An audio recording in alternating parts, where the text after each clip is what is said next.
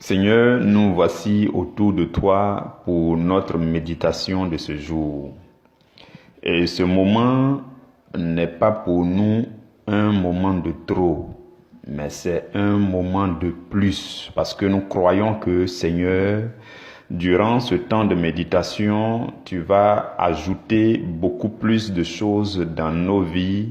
Tu vas nous apprendre, Seigneur, des choses nouvelles en plus, Seigneur. Tu vas nous ouvrir les yeux, tu vas encore nous affermir.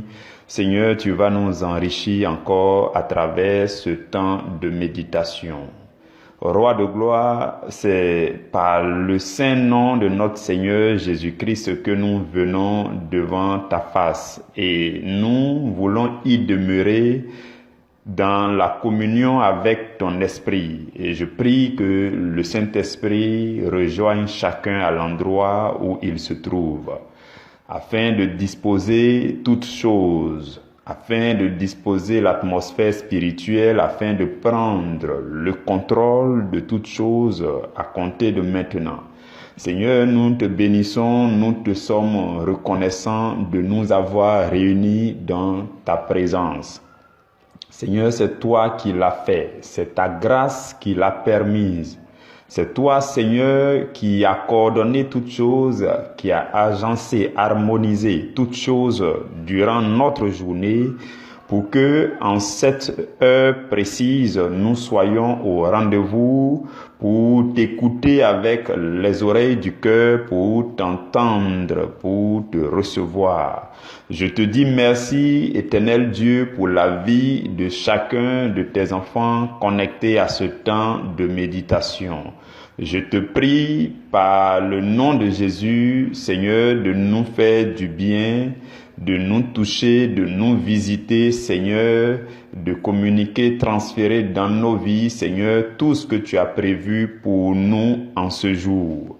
Éternel Dieu, nous te prions de nous donner notre pain de ce jour. Donne-nous notre pain de ce jour. Et le pain le plus succulent, le plus magnifique, le plus agréable, le plus excellent, c'est le pain vivant descendu du ciel.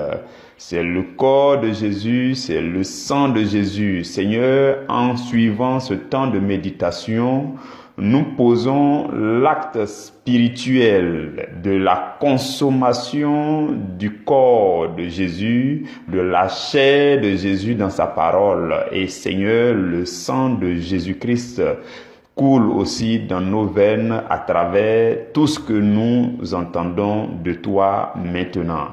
Je prie que ton esprit demeure au contrôle de nos cœurs, de notre attention, Seigneur, jusqu'à la fin de ce temps. Seigneur, durant ce temps, nous savons que tu vas nous communiquer les prémices des choses. Voilà pourquoi je te prie aussi que après ce temps de méditation, ton esprit continue de conduire chacun de nous dans la vérité toute entière. Je nous recommande à ta grâce et je recommande ce temps de méditation à la grâce de ton esprit par le nom de Jésus-Christ qui vit et règne dans les siècles sans fin. Amen. Mercredi 14 avril 2021. Et chers frères et sœurs bien-aimés dans le Seigneur, le sous-thème que nous méditons en ce jour, c'est « Découvrons ensemble quelques avantages de la foi éclairée ». Découvrons ensemble quelques avantages de la foi éclairée. Donc, tout le long de ce mois d'avril, le sujet que nous développons, c'est comment accéder à la dimension de la foi éclairée. Et durant notre méditation d'hier, nous avons décortiqué ce que signifiait la foi éclairée. Donc, il y a deux facteurs. Donc, au sortir de notre méditation d'hier, il y a deux choses importantes qu'il fallait retenir. Il y a deux facteurs importants. La première chose, c'est d'être dans la lumière de Christ. C'est de faire tout pour être dans la lumière de Christ. Constamment. chaque jour. Donc, être dans la lumière de Christ, c'est avoir une amitié continuelle avec la parole de Dieu, votre Bible, la lecture, l'écoute de la parole chaque jour, l'écoute des enseignements, des prédications chaque jour, les temps de partage et d'édification sur la parole chaque jour, les temps de prière, d'études bibliques, de méditation chaque jour. Donc, si vous avez cette habitude de vie, c'est déjà très bon parce que vous serez noyé, ou alors vous serez plongé constamment dans la lumière de Christ. Ça, c'est un premier facteur très important. Mais nous avons dit aussi que de la même façon que peu importe le nombre d'ampoules allumées autour de vous, même si vous êtes en plein midi et qu'on allume toutes les ampoules de chez vous et de toute la ville, le fait de fermer les yeux en un seul instant suffit pour que vous soyez dans l'obscurité. Donc, nous avons vu que malgré la lumière, on peut se permettre ou alors on peut décider d'entrer dans l'obscurité dès l'instant que les yeux sont fermés. Parce que quand les yeux sont fermés, votre corps se retrouve automatiquement dans l'obscurité, comme si on avait éteint toutes les lumières qui sont autour de vous. Donc, voilà pourquoi le Seigneur Jésus a révélé que l'œil, c'est en fait la véritable lampe du corps. Donc, le deuxième aspect, c'est que en plus d'être plongé constamment et continuellement dans la lumière de Christ, il faut veiller à garder les yeux ouverts parce que peu importe l'intensité de la lumière de Christ, si vos yeux sont fermés, vous êtes dans les ténèbres spirituelles. Donc, la lumière de Jésus, lui, nous partons tous à l'église, nous écoutons tous les mêmes enseignements, le même nombre d'homélies, les mêmes prédications, mais on n'est pas tous éclairés de la même façon parce que certains, leurs yeux spirituels sont en mauvais état et d'autres, leurs yeux spirituels sont en bon état. De telle sorte que Jésus dit, c'est l'œil qui est la lampe, que ce soit dans le domaine spirituel, que ce soit dans le domaine naturel. L'œil, c'est la véritable lampe. Donc, une première chose, c'est d'être constamment dans la lumière de Christ.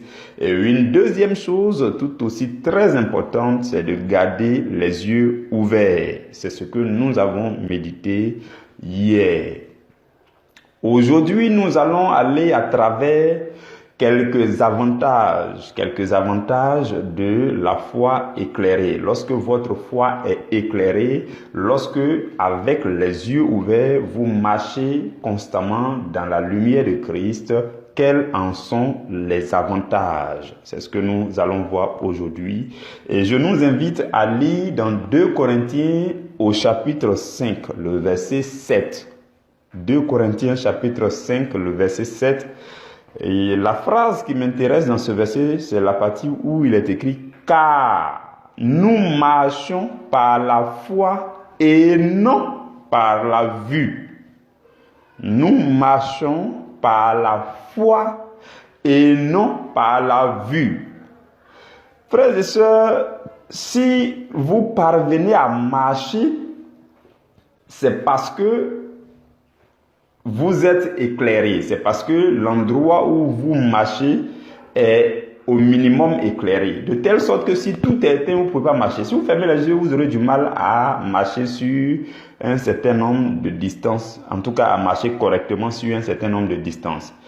Et la Bible nous dit que vous et moi, en tant que croyants, en tant que chrétiens, désormais, ce n'est pas par les yeux physiques que nous marchons, ce n'est pas par la vue, ce n'est pas grâce à l'œil ou aux yeux que nous marchons, mais c'est par notre foi. Donc, la foi étant éclairée va nous permettre de mieux marcher dans notre vie spirituelle. C'est ce que cela signifie. Et donc, le tout premier avantage dont je voudrais nous parler, c'est que avec la dimension de la foi éclairée, ou encore dans la dimension de la foi éclairée, nous vivons à l'aide des convictions que notre foi éclairée produit en nous. La foi éclairée signifie qu'on est éclairé par la lumière de Christ, par la parole de Dieu, les révélations, les profondeurs de Christ. Toutes ces choses qui nous éclairent produisent en nous des convictions profondes qui sont les bases de nos décisions. Vous comprenez? Donc l'avantage, le premier avantage que je nous donne, c'est que lorsque vous avez une foi éclairée, vous prenez toutes vos décisions, vous posez toutes vos actions, vous envisagez tout ce que vous voulez envisager sur la base des convictions que vous donne votre foi. Et donc, vous ne marchez pas selon les hommes, selon ce que vous voyez avec l'œil nu. Non, vous marchez avec ce que vous voyez avec les yeux spirituels. Vous marchez selon vos convictions spirituelles dans le Seigneur. Vous marchez selon votre foi. Vous avez compris? Voilà pourquoi il est très important d'accéder à la dimension de la foi éclairée. Une autre chose, c'est que, frères et sœurs, la lumière de Christ qui nous éclaire apporte à chacun de nous une transformation ou encore un renouvellement au niveau même de notre système de pensée. Lorsque vous lirez Romains au chapitre 12, dans le verset 2, l'apôtre Paul dit « Ne vous conformez pas au siècle présent, mais soyez transformés par le renouvellement de l'intelligence. » Donc, le renouvellement de l'intelligence avec la parole de Dieu transforme.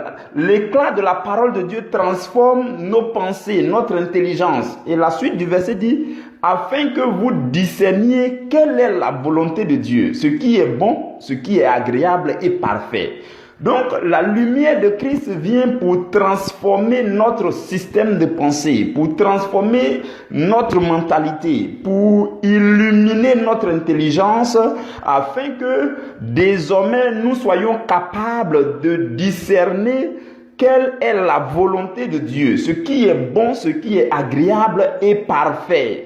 Vous avez compris?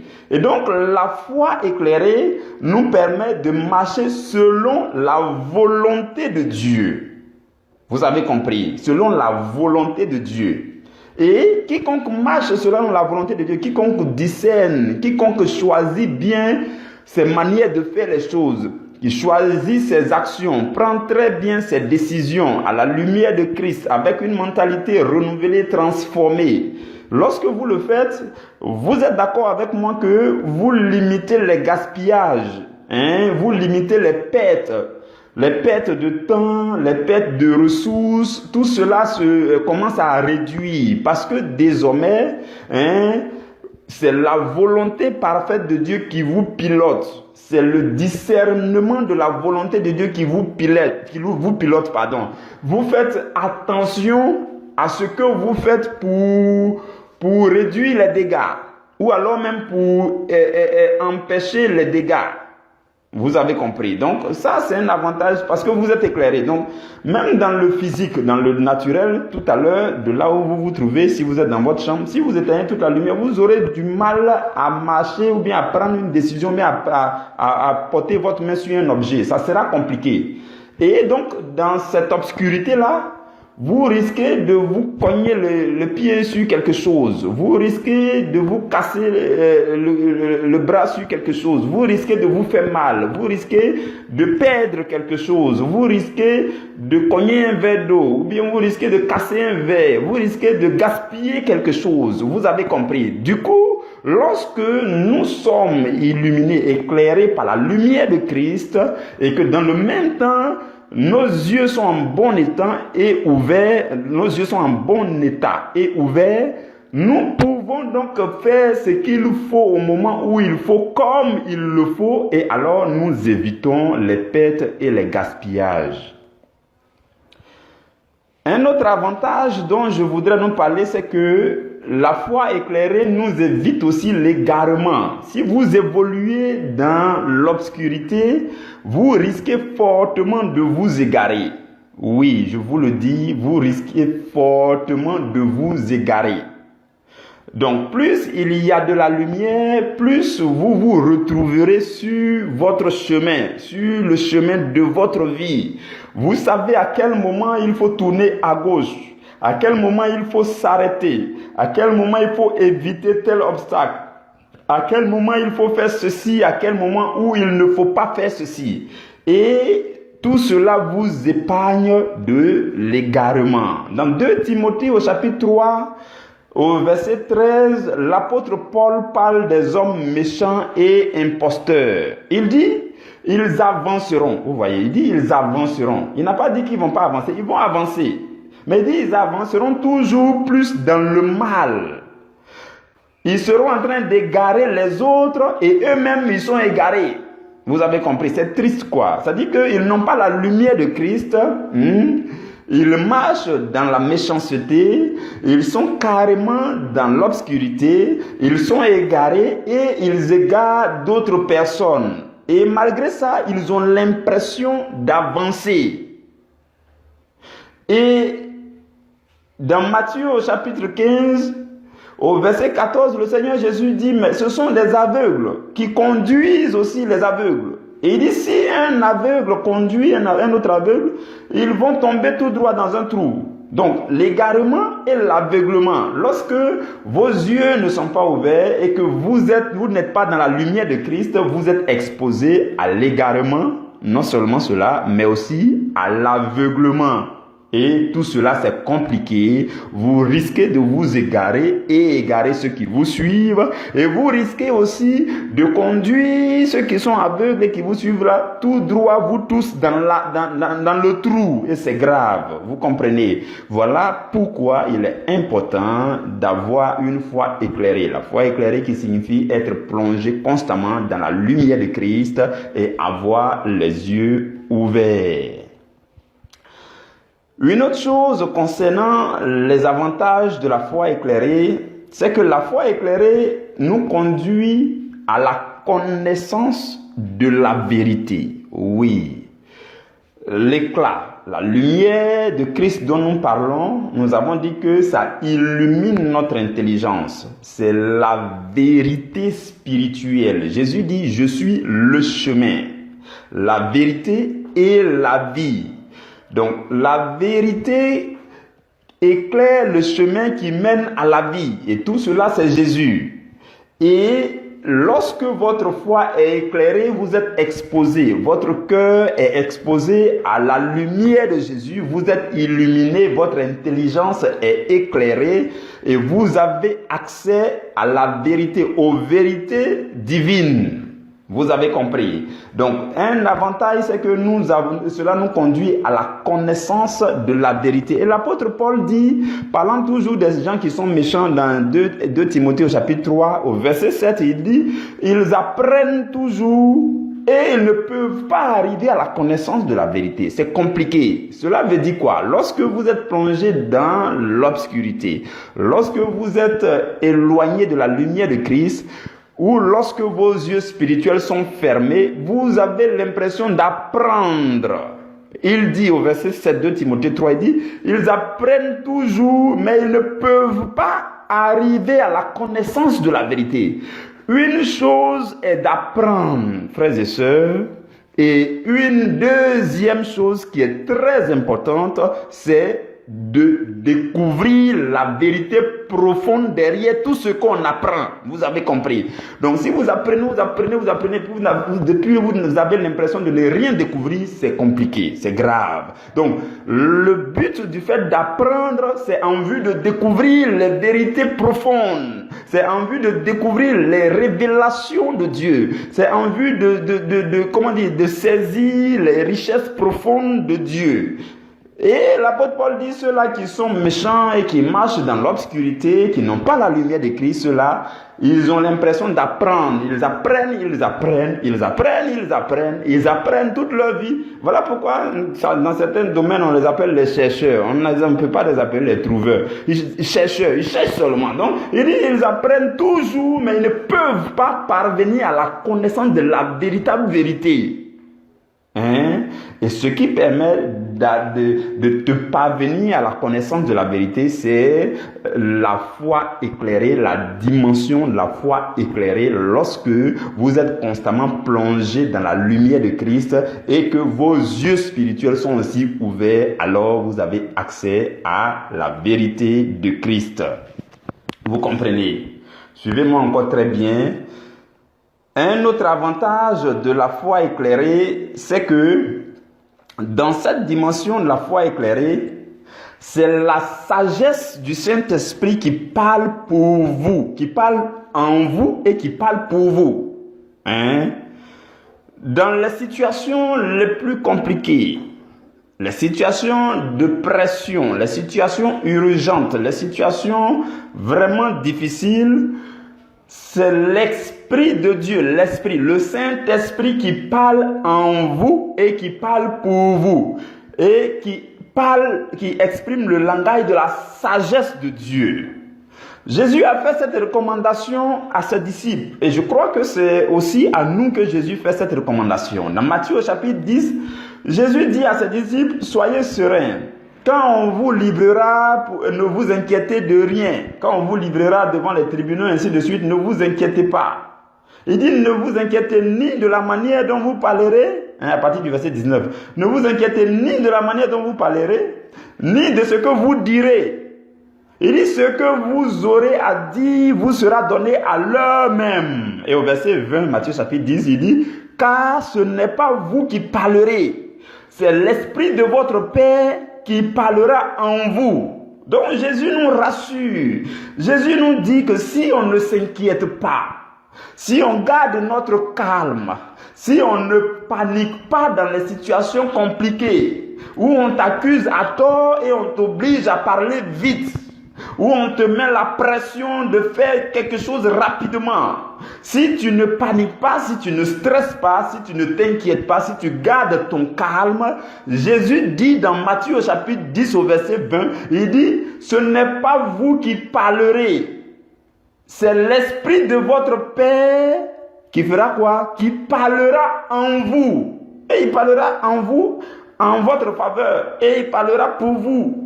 C'est ce que Jésus dit. Et dans Luc 21 au verset 15, regardez ce qu'il dit. Il dit, je vous donnerai une bouche et une sagesse à laquelle tous vos adversaires ne pourront résister ou contredire. C'est magnifique. Jésus dit que lorsque son esprit va nous remplir là, il va nous donner une autre bouche. Et cette bouche-là, sera rempli d'une sagesse que aucun de nos adversaires ne pourront résister à cela. Souvenez-vous de Étienne dans Actes des Apôtres au chapitre 6 ou 8, 6, 7. Étienne, la Bible dit que les gens ne pouvaient pas résister à sa sagesse. Il était excellemment sage, rempli du Saint-Esprit, versé dans les Écritures. Et la Bible dit qu'il était vraiment rempli de la sagesse de Dieu. Et le Seigneur nous dit, c'est l'Esprit de Dieu qui va s'exprimer en nous. C'est la sagesse de Dieu qui va parler en toi lorsque tu accèdes à la dimension de la grande foi, la foi éclairée, pardon. Lorsque tu accèdes à la dimension de la foi éclairée, que tu es illuminé et que tes yeux spirituels sont ouverts, qu'est-ce qui se passe? C'est la sagesse de Dieu qui parle en toi, c'est l'Esprit de Dieu qui parle en toi dans les situations difficiles. Vous avez compris. Et en cela, si vous parcourez le livre des Actes des Apôtres, vous allez voir régulièrement que dans les situations compliquées, le Seigneur permettait que les disciples soient remplis du Saint-Esprit. Donc, la grâce d'être rempli du Saint-Esprit repose sur nous dans les situations difficiles. La grâce d'être rempli du Saint-Esprit repose sur nous, de sorte que le Saint-Esprit s'exprime en nous pour, exprimer la sagesse de Dieu. Dans Actes 4, verset 8, la Bible dit, alors Pierre, rempli du Saint-Esprit, ils étaient devant le Sanhédrin, ils étaient devant les anciens d'Israël, et ils les ont convoqués. La Bible dit, ce n'est pas Pierre qui a parlé. Lisez Actes 4, verset 8. La Bible dit, Pierre, rempli du Saint-Esprit, leur dit, chef du peuple et ancien d'Israël, ainsi de suite, et puis il a commencé son discours. Ce n'est pas Pierre qui parlait, c'est l'Esprit qui parlait en Pierre. Quand vous lisez encore dans Actes chapitre 13, verset 9, la Bible dit, Paul, rempli du Saint-Esprit, fixa les yeux sur lui, ainsi de suite. Donc, ce n'est pas eux qui parlaient dans les situations difficiles. Même dans Acte 7, au verset 55, Étienne, pour ce qui concerne Étienne, la Bible dit Étienne, rempli du Saint-Esprit, fixant les yeux sur le ciel, ainsi de suite. Donc, rempli du Saint-Esprit. Donc, quand vous évoluez dans la dimension de la foi éclairée avec les yeux spirituels ouverts, qu'est-ce qui se passe? Dans les situations compliquées, le Saint-Esprit vous remplit et il prend la relève pour exprimer la sagesse de Dieu. Vous avez compris. C'est tout cela les avantages de la foi éclairée. La foi éclairée opère encore avec l'intelligence de Dieu. La sagesse dont je parlais, c'est la sagesse spirituelle, l'intelligence et la sagesse spirituelle. Colossiens au chapitre 1 au verset 9, l'apôtre Paul prie pour les Colossiens et aussi pour nous bien sûr. Il prie, il dit, nous ne cessons de prier Dieu pour vous et de demander que vous soyez remplis de la connaissance de la volonté de Dieu en toute sagesse et en toute intelligence spirituelle. Donc, la connaissance de la volonté de Dieu, de la vérité de Dieu, en toute sagesse et en toute intelligence spirituelle, c'est cela qui est votre partage lorsque vous vivez dans la dimension de la foi éclairée. Vous comprenez, frères et sœurs? Et dans 1 Corinthiens 2 au verset 13, la Bible dit, nous en parlons non pas avec des discours qu'enseigne la sagesse humaine. Non, il ne s'agit pas d'une sagesse humaine. Il dit, mais avec ce que enseigne l'Esprit. Donc l'Esprit vient pour nous enseigner et pour s'exprimer en nous. Et dans ce verset, 1 Corinthiens 2, 13, il est écrit, en employant un langage spirituel pour les choses spirituelles. Donc, il y a des situations dans lesquelles vous allez employer un langage spirituel, parce que c'est spirituellement qu'on en juge. Vous comprenez? C'est tout cela les avantages de la foi éclairée. J'aimerais terminer par deux choses. Un autre avantage de la foi éclairée, c'est que la foi éclairée opère avec assurance et fermeté. Oui. Avec assurance. Dans la dimension de la foi éclairée, vous opérez en même temps avec assurance et avec fermeté. Observez très bien la vie de Jésus. Vous allez remarquer que à plusieurs endroits dans la Bible, il est écrit que à chaque fois Jésus savait ce qu'il devait faire. Je ne sais pas si vous avez remarqué. À chaque fois, Jésus savait ce qu'il devait faire. Il savait, même quand il disait à Philippe, voici le peuple qui est là, ils sont nombreux, comment on va faire pour les nourrir? La Bible dit, il savait ce qu'il devait faire. Il savait qu'il devait multiplier pain ce jour-là. Donc, à chaque fois, Jésus savait ce qu'il devait faire. Et souvent, il savait même ce que les autres pensaient. Parce que souvent, on dit, Jésus, connaissant leurs pensées, donc la connaissance était là. Il était posé, il était à l'aise, il était rempli d'assurance. Et il s'exprimait proprement et correctement. Donc, vous avez compris, c'est tout cela les avantages lorsque vous parvenez à la dimension de la foi éclairée. Et quand vous êtes aussi dans la dimension de la foi éclairée, votre esprit devient la lampe de Dieu. Je m'explique. Quand vous lisez Proverbe au chapitre 20, dans le verset 27, la Bible dit « Le souffle de l'homme est une lampe de l'Éternel ». Bon, dans la Bible, remarquez que si vous prenez les versions grecques et autres, grec ou hébreu, vous allez voir que le mot souffle là, c'est la même expression que le mot esprit. Souffle et esprit, c'est la même chose que ça signifie en grec. Donc, dans ce verset, la Bible dit le souffle de l'homme. En d'autres termes, l'esprit de l'homme est une lampe de l'Éternel. qu'est-ce qui se passe? Le Saint-Esprit vient pour éclairer votre esprit. La lumière de Jésus vient pour éclairer votre esprit. Et vous, sur la terre, quand vous vivez sur la terre, vous marchez, vous faites vos occupations sur la terre, vous êtes pour Dieu une lampe sur la terre. Dieu compte sur vous sur la terre pour éclairer votre monde, pour éclairer votre environnement. Donc votre esprit en vous est en fait la lampe de Dieu. Vous comprenez? Donc Dieu vous utilise pour éclairer là où vous vivez, pour que sa lumière parvienne à vos collègues, à vos amis. Dieu veut utiliser tous les aspects de votre vie pour illuminer ceux qui vous entourent. Votre manière de parler, votre profil sur les réseaux sociaux, vos publications sur les réseaux sociaux, Dieu veut utiliser tout cela pour répandre sa lumière. Vous êtes la lampe de Dieu. Le souffle de l'homme, en d'autres termes, l'esprit de l'homme est une lampe de Dieu. Donc chacun de nous, devenus chrétiens, évoluant dans la dimension de la foi éclairée avec les yeux spirituels ouverts, nous sommes la lampe de Dieu qui éclaire l'environnement où nous nous trouvons. La lampe de Dieu qui va diffuser l'amour autour de vous, là où la haine était en train de prospérer, là où la tristesse était en train de prospérer, vous êtes la lampe de Dieu qui va envoyer les rayons de la joie. Là où il y avait la panique, le stress, la colère, vous êtes la lampe de Dieu qui va envoyer la tranquillité, la quiétude, les réjouissances, la bonne humeur. C'est ce que Dieu veut faire de nous lorsqu'il a décidé aussi de nous introduire dans la dimension de la foi éclairée. Donc dès l'instant que vous accédez à la dimension de la foi éclairée, frères et sœurs, Dieu dit que vous êtes sa lampe sur la terre. Vous êtes la lampe de Dieu pour éclairer votre monde, votre environnement de vie, votre maison, votre bureau, parmi vos collègues, vos amis, dans toutes vos relations. Vous avez compris. Donc nous sommes la lampe de Dieu. Et Dieu désire que tout ce qui nous entoure soit éclairé. Il y a des gens, ils sont éclairés dans un endroit, dans un autre endroit, ils ne peuvent pas éclairer. C'est compliqué. C'est compliqué, c'est difficile. Oui, la conversion n'est pas totale.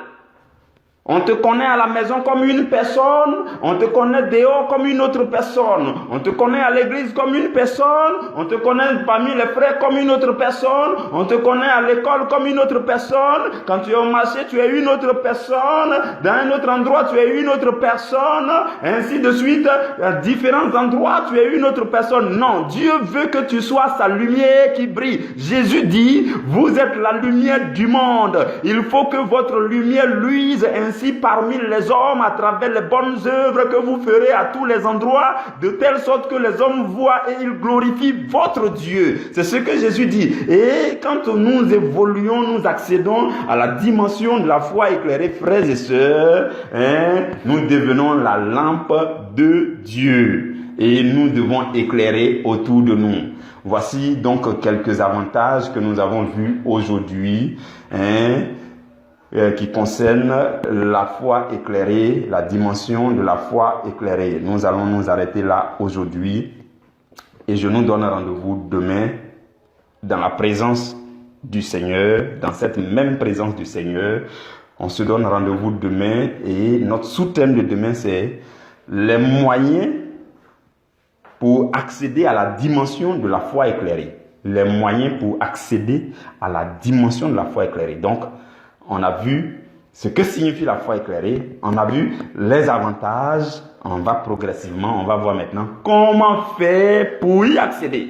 Les moyens, quelqu'un me demandera de façon concrète, berger, dis-nous comment je vais faire pour entrer dans cette dimension de la foi éclairée. C'est ce que nous allons voir demain. Nous allons très progressivement, pas à pas, lentement et sûrement avec la grâce du Saint-Esprit qui repose sur nous et qui nous conduit pour nous édifier progressivement. Restons ensemble, restons connectés au Seigneur, restons attentionnés journée, chaque jour, redoublons d'efforts, soyons aussi charitables en partageant les enseignements autour de nous. Il y a forcément quelqu'un qui a besoin de voir ta lumière et qui a besoin que tu brilles de la lumière de Christ pour que cette lumière le touche. Partageons les enseignements aux besoins, invitons aussi aux besoins. Que la grâce de Dieu repose sur vos demeures, sur votre vie, tout au long de cette journée, dans le nom de Jésus. Amen.